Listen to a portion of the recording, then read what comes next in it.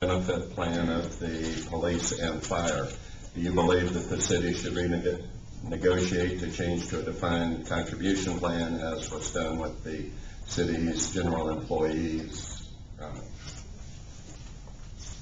I've had the privilege of sitting on the police and fire pension board for the last 5 years, and we have found ways to save some money. We implemented a smoothing technique, which brought in significant savings for this year for the city, and we got to continue to do that. The problem is that you can only do that every 4 or 5 years, so there has to be further reform. And in order to do that, we have to look at the three-legged stool up. You've got the city, you got the police union, and you got the state involved, because there are real monies. You got 170, they call them 175, 185 funds that come from the state.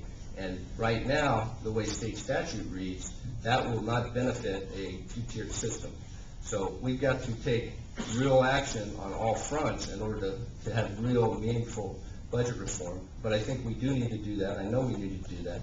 And I agree that at the same time, if we're going to take budget reform, then for new hires, which is the only real way to have budget reform, and we got to provide them with a fair salary, excuse me, a fair salary in order to compensate for some of those lost benefits.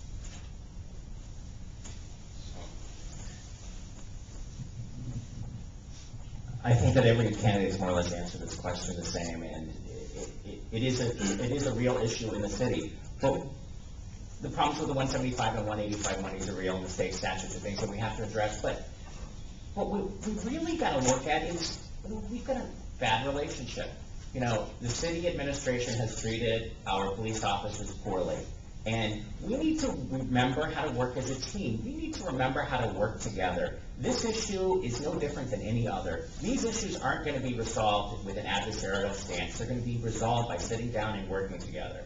You know, the members of our police department don't want to bankrupt this city. They want a strong financial city. They also want good pay and a good working environment, and we need to be sure that we can deliver all of them to our officers. They work very hard for us every day, and we need to be sure that we work with them as a team and bring them to the table to solve this problem.